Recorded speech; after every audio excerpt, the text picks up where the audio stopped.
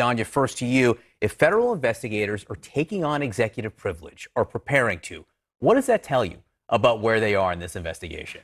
Well, what's interesting about this move is that, as you said in the introduction, this is preemptive.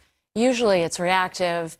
We saw that with the National Archives fight that Trump brought, where he claimed executive privilege. It went all the way up to the Supreme Court in a matter of months, and they handily decided that executive privilege does not apply in this case, and they ordered the production of the documents. Here, the Department of Justice, after arguably dragging their feet for some 18 months, now seems to be moving with some haste, and they are getting out in front of this.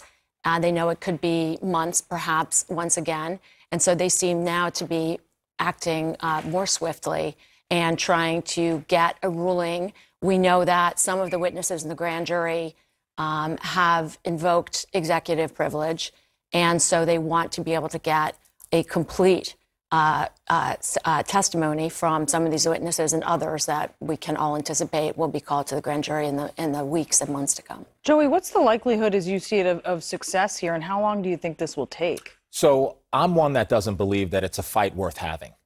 Certainly executive privilege we can wax poetic and argue about it all day. Was there a crime fraud exception that applied? Was he acting in his official capacity as president or outside of that? Are there other issues that really should defeat the privilege? But I think certainly while prosecutors want the best evidence and knowing what the specific conversations were, there's something very powerful in law. It's called circumstantial evidence. Did you call state officials and were you trying to get them to upset the election and come on your side? Did you meet with the vice president, and in that meeting, did you allude to or directly ask him to take steps to intervene? Are there missing text messages all over the place that seem somewhat suspicious? What am I getting at? And I could go on and on and on. There's evidence of value that may not be specific, direct. You saw things. But guess what? If I came in here and there was no drop of water on the ground and I went outside and there's water everywhere, it rained. And so all I'm saying to you is that, yes, they can have the fight and the courts will rule as they deem appropriate. Privilege is important. You want to protect the sanctity of conversations. You want to make sure it doesn't chill the effect of when I'm talking to Brianna and John and Danya. Look, the bottom line is I just don't think it's necessary fight in terms of the evidence that ultimately clearly demonstrates what happened here. A fight not worth having, Danya.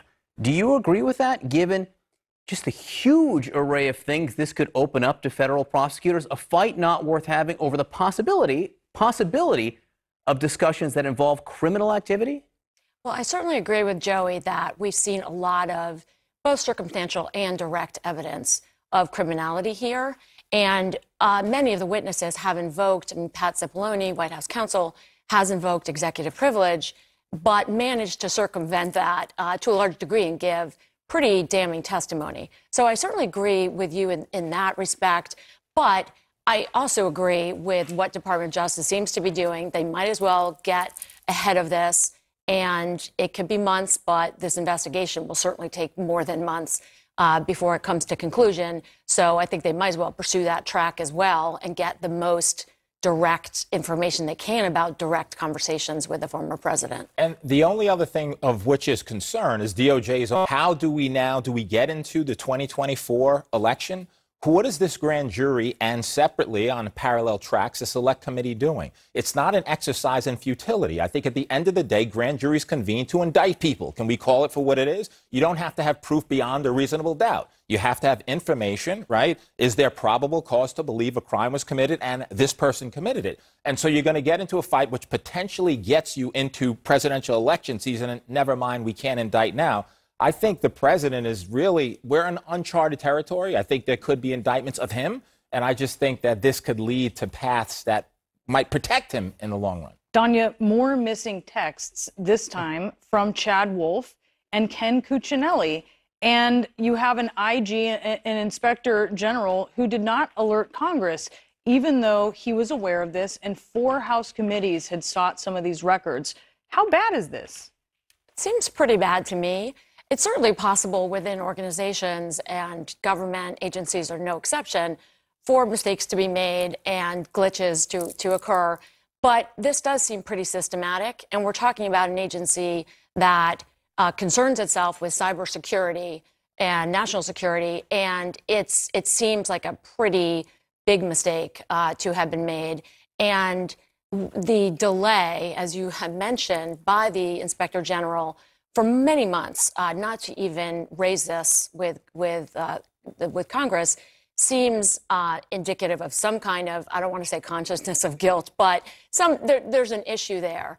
And so I think, who knows, certainly the committee is looking at this closely. I'd be surprised if the Department of Justice does not open an investigation within an investigation to figure out what happened with this. It's called spoliation of evidence, and as a term of art in the law, but it's just destruction of a massive load of texts. Yeah, look, you guys have both worked on small cases, I'm sure, where if this much evidence was just gone or erased, you'd be going nuts right now in front of a judge. Now, I don't know what happened. We don't know what happened, but still, it's not the kind of thing that is supposed to happen with an investigation like this. Joey Jackson, Danya Perry, great to see both of you. Thank you very much. Thank you, Joe.